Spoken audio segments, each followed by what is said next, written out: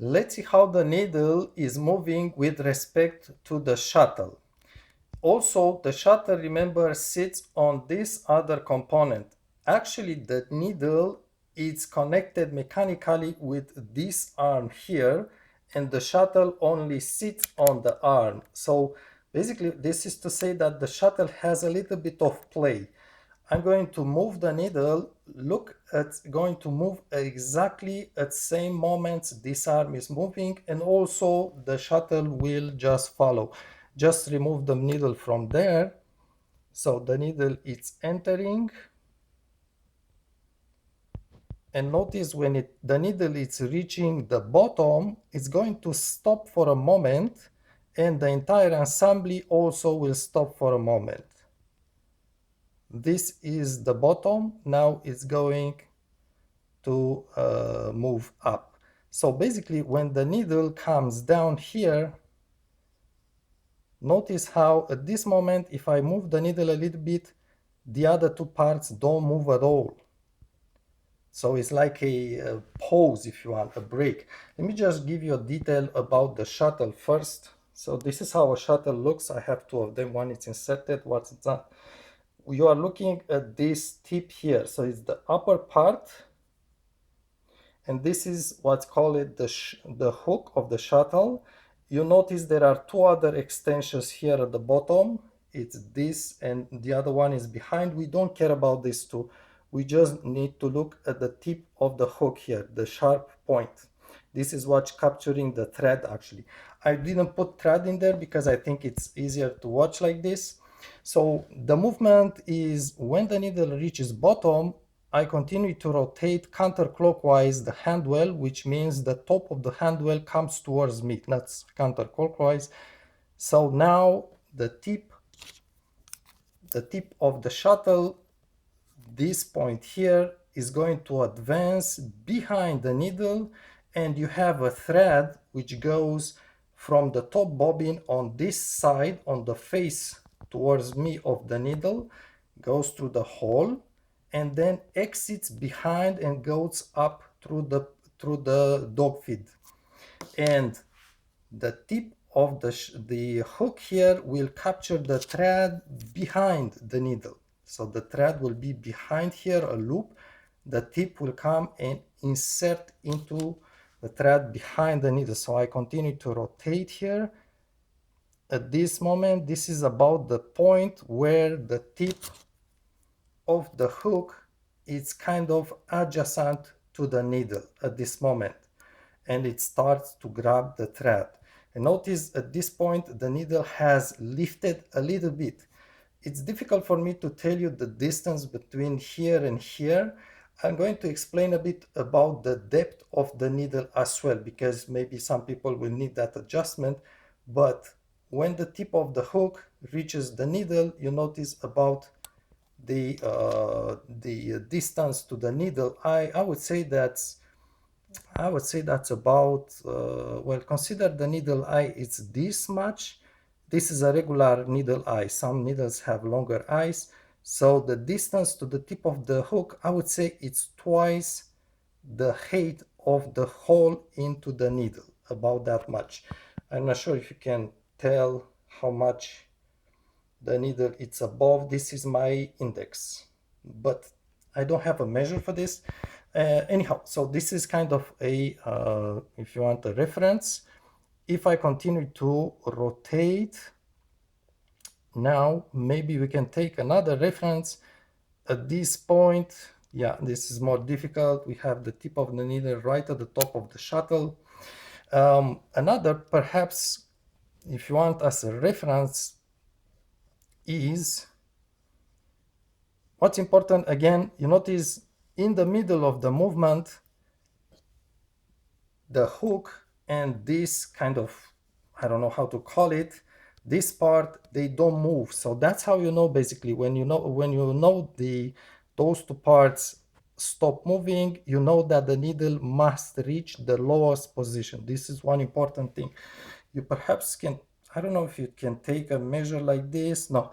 Okay, so this is one of the things. And the other thing I was saying about the depth of the needle, What I can tell you is at the lowest point, which happens to be now, underneath here, I can, if I look horizontally, I can feel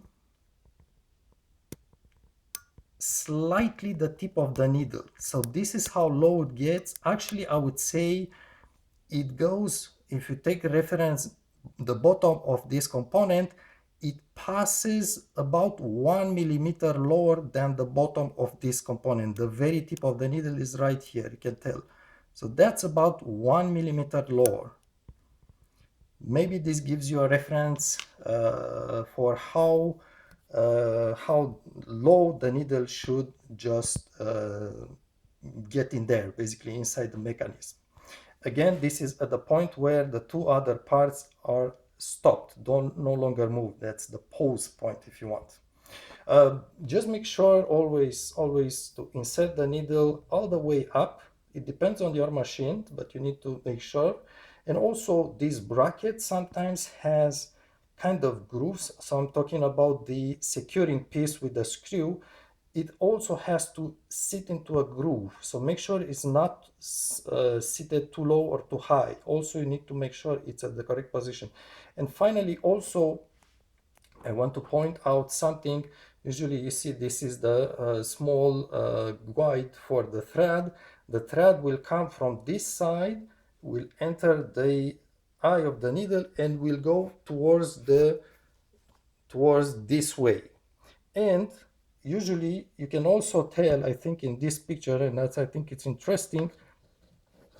So this is going to be the side of the needle where the thread is tensioned and comes from the top bobbin.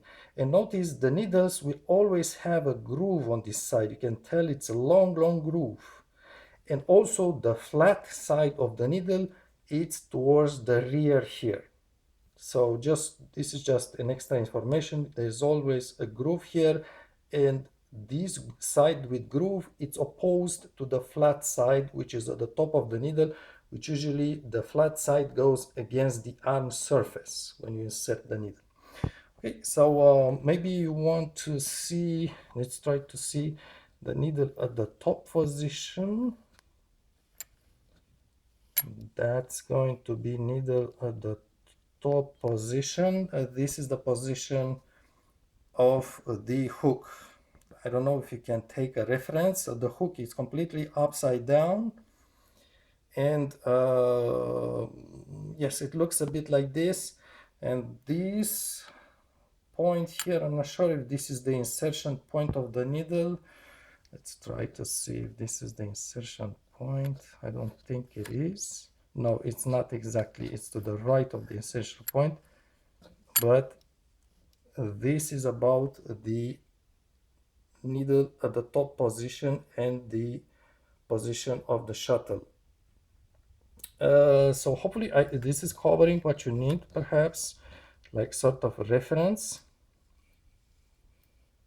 I think if you get the needle to reach the bottom while you have these things just immobilized for a moment, I think that's a good adjustment of the timing. Otherwise, it's difficult to take a reference.